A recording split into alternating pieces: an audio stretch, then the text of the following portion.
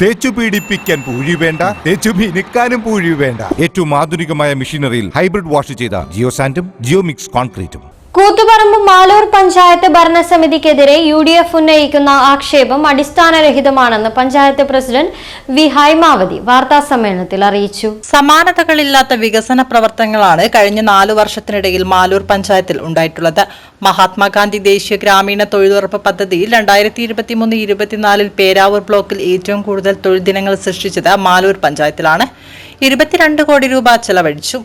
നിരവധി റോഡുകൾ macadam tarring ചെയ്ത് നവീകരിച്ചതോടൊപ്പം 49 കിണറുകൾ പൂർത്തീകരിച്ചു.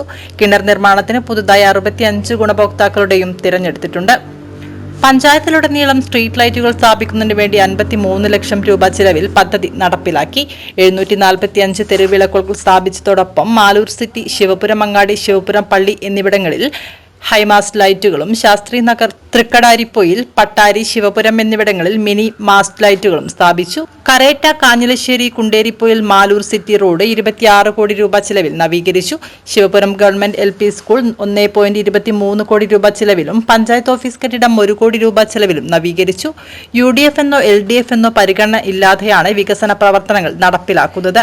UDF അംഗങ്ങൾ പ്രതിനിധീകരിക്കുന്ന വാർഡുകളിലും വൻ വികസന പ്രവർത്തനങ്ങളാണ് നടന്നിട്ടുള്ളതെന്നും ഭാരവാഹികൾ പറഞ്ഞു. മാലൂർ ഗ്രാമപഞ്ചായത്ത് സമാനതകളില്ലാത്ത വികസന പ്രവർത്തനമാണ് ഈ ഒരു ഭരണസമിതിയുടെ കാലയളവിൽ നടപ്പിലാക്കിയിട്ടുള്ളത്.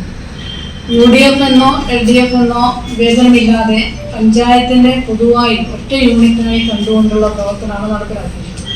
എല്ലാ വാർഡുകളിലും എവിടെയാണോ അനിവാര്യമായിട്ടുള്ള കാര്യങ്ങൾ അത് കണ്ടെത്തി അതിന് തുക വകയിരുത്തിയുള്ള പ്രവർത്തനങ്ങൾ തന്നെയാണ് നടപ്പിലാക്കുന്നത്.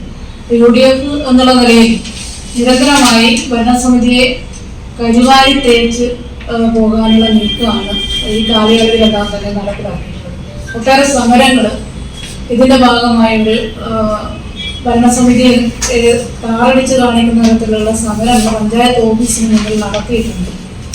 അപ്പോൾ ഇത് പറയുമ്പോൾ ദേശീയ ഗ്രാമീണ തൊഴിലുറപ്പ് പദ്ധതിയിൽ ഉൾപ്പെടുത്തി 4 വർഷക്കാലം കെട്ടിക്കിടക്കുന്ന ഫയലുകളുണ്ട് എന്നുള്ളതാണ് അവർ ഒരു കാര്യം സൂചിപ്പിച്ചിട്ടുള്ളത്. 4 വർഷമായി കെട്ടിക്കിടക്കുന്ന ഒരു ഫയലും പഞ്ചായത്തിനകത്ത് ഇല്ല എന്നുള്ളതാണ് സൂചിപ്പിക്കേണ്ടത്. പഞ്ചായത്ത് വൈസ് പ്രസിഡന്റ് ചമ്പാടൻ ജനാർദ്ദനൻ, വികസന സമിതി ഉപാധ്യക്ഷൻ T നാരായണൻ എന്നിവരും വാർത്താ സമ്മേളനത്തിൽ പങ്കെടുത്തു.